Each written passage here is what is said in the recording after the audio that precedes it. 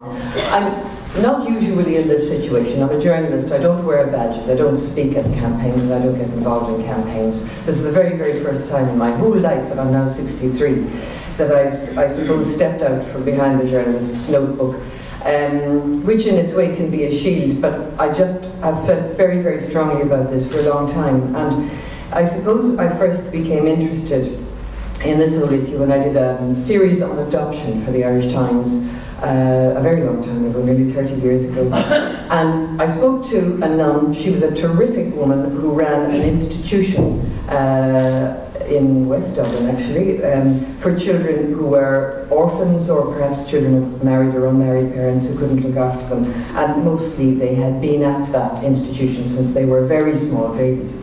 Sometimes, she said, she would wake in the night and she would hear that a child in the dormitory had woken and was calling out for her mother, a mother that that child could never have known. And soon, she said, the whole dormitory, all the children, had woken, and they were all crying out for their mothers that none of them could ever have known. But they still had a dream of a mother, of a family, of people who would love them particularly and to whom they would belong especially. And we all have that need, the need to belong particularly and to be loved especially, to belong to a family in particular. Everybody wants that, everybody needs it. Many of those children, that nun told me, were never adopted. Some of them because they were the children of legitimately married parents, and legally and constitutionally there are difficulties. It's almost impossible for them to be adopted. Some because their parents, even though they hadn't been able to care for them or live with them for a long time, for all sorts of different reasons, didn't feel able to give consent to an adoption. So those children stayed in that institution until they were 17. And this terrific nun told me that often within a year of leaving, they'd come back to her because maybe she was the nearest thing that they had ever had to a mother or a mother figure. And they would often come back, she said, pregnant or having been badly abused or used by some man. And because they'd been starved of that particular individual attention all their lives, she said, they fell like a ton of bricks for the first person who gave them that special attention, who made them, for whatever reason, feel special. It was so sad. I never got such a reaction as I got to that adoption series. There were, you know, letters from all over Ireland. I've never since have I got that sort of reaction, because, you know, it goes very deep, this question of families and of children. And I remember going down to the Stone, as we called it in those days. Those are the old hot metal days in the Irish Times, which were much more romantic, I can tell you, than the present day.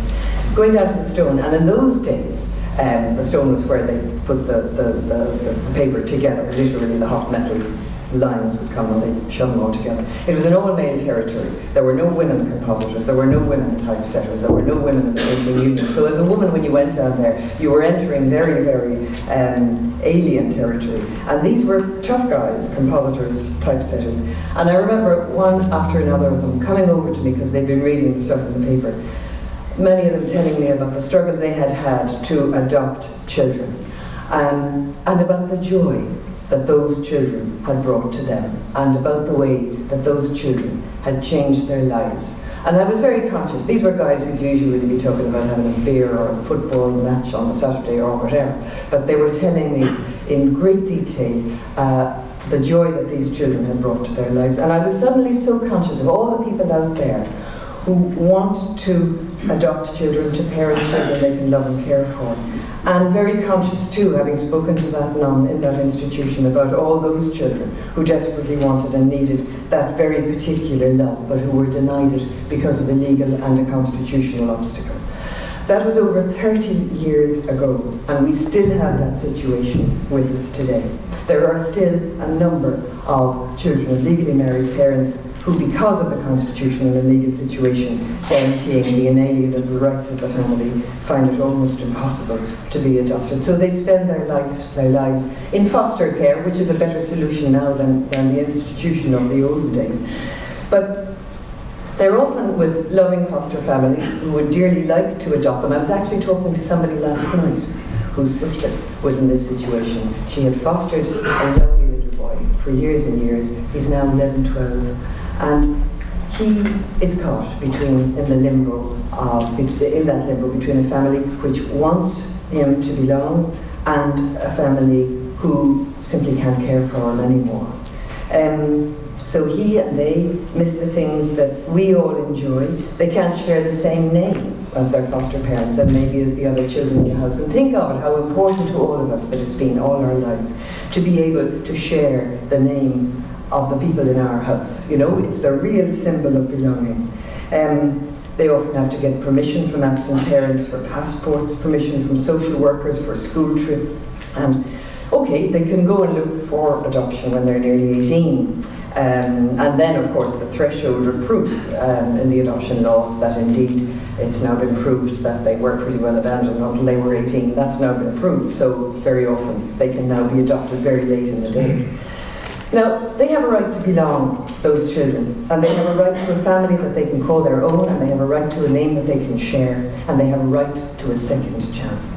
And this change in the Constitution will give them that second chance. It'll now treat all children the same, whether they're the children of legally married parents or not. It will allow an adoption law, and indeed we may hear more about this from Jeffrey, which says that after a reasonable period of time, I don't know that we know exactly how much, but I think 3 years is what's been spoken about, and after having been with a prospective adoptive family for perhaps 18 months, then perhaps their adoption can be considered. You know, it's still quite stringent terms, but a great deal better than what we've had. This was the issue that first got me involved in this campaign, and I've asked myself for years why it's taken so long for this change to come. Why, for 20 years, I think it's been, that politicians have been looking at possible wording for this referendum. In fairness to the Minister, she's found a wording that all the politicians agree on, which is a triumph in itself. I still ask why it's taken so long. Anyway, it's here now. And in a way, one of the most important things that it does, as well as dealing with that particular adoption situation that I just feel so passionately about, is that it will make us listen to children. It puts the child into the Constitution, it puts the child's voice into the Constitution. If children were silent in the Constitution before, there won't be any more.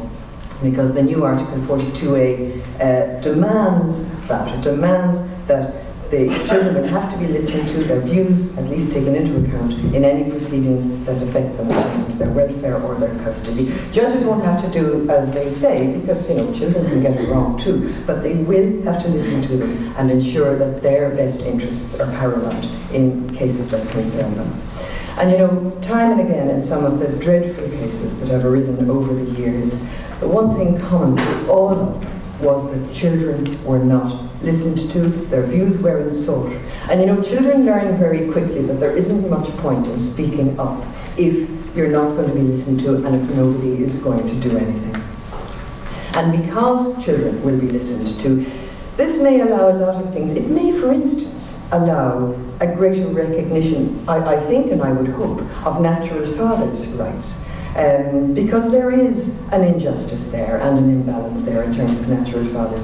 Children usually know who loves them, and they speak up for the people who love them, and they're likely to speak up for natural fathers whose rights have not always been fairly recognised, because government after government has refused to recognise the implications of the European Court of Justice of Human Rights judgment in the Joe Keegan case, finding that his rights had been violated. People ask a lot of questions about this. They ask whether if this amendment, by inserting children's rights in the Constitution, will weaken parents' rights. And it's a fair enough question to ask. But the fact is, and constitutional expert after constitutional expert will tell you this, that Articles 41 and 42, which are still there and will remain there, copper fasten the rights of the family and of parents. They will remain copper fastened. The strong presumption will remain that the best place for a child is within its family. And all of us would agree that the best protectors of children, the people who stand up for children and for children's rights day in, day out, are parents. Families are the best place for children, and if you asked children, most of them would tell you the same thing. So the only place that there can be a conflict between parents' rights and children's rights is where the child is being abused or neglected. And in the very few cases, because they are few when you look at what most parents do day in, day out, in the very few cases that happens in order to protect children from abuse or neglect, the state steps in, as it does indeed under the existing provisions in the Constitution. But the new article, which also says the state will only step in exceptional cases, says the state must use proportionate means as provided by law. So those proportionate means will have to be set out by law, which they weren't before. So that, means provides greater transparency on that front. And hopefully, proportionate means will allow for modest intervention at an earlier stage. What one always worries about is that if the situation is allowed to get to a really drastic point in order to prove how bad things are, that maybe you allow things to go beyond the point where the state or social workers might have stepped in and helped with either family support or a particular help for a particular child, might have been able to help to solve that particular problem within the family and keep the family together and help the family to cope, which is what one would want in most cases. The Article 2 in the present Constitution judges parents. I mean, there are words talk about their physical or their moral failure being the thing that needs to trigger the need for the state to step in. And the new article takes away that judgment from people who are often very vulnerable parents who need help, who may be in this situation through no real fault of their own. And it emphasises that the trigger for intervention should be the danger that the safety and welfare of the children might be prejudicially affected. So again, the emphasis is moved to the children, as indeed it should be. A lot of people often also say, and understandably, why should I believe a state that has so miserably failed children when they say that this is an important measure which is good for children? And indeed, you might well say that. This state has failed children. The recent report in St. Patrick's indicates that it continues to. But what this amendment will do is that in some ways it will allow the state to be held accountable for some of those failures. It will be possible now, with the specific and precise statement of children's rights in the Constitution, sometimes to litigate where that wasn't possible before. Children's rights are now going to be specifically there and can be legislated upon. And judges in courts will have to be conscious of the rights now explicit in the Constitution, and they will act with those rights in mind. And if we're ever to have a better family support and child protection system in place, a better one than we now have, because I accept the failings and the weaknesses of the one that we now have, this statement of rights and values is a good foundation stone for the building of such a better system. It's a necessary foundation stone. So it's not a panacea for all the ills that beset children, but at least now we will have to listen to them. We'll have to make sure that in decisions that affect them, their best interests are paramount, and that's a start. There's been a general welcome, one's glad to say, for this change, but none of us can assume that that means that everybody's going to go out and vote. I'm very worried about Saturdays. You know, Saturdays are days that people stay at home and they do the lawn and they stay in.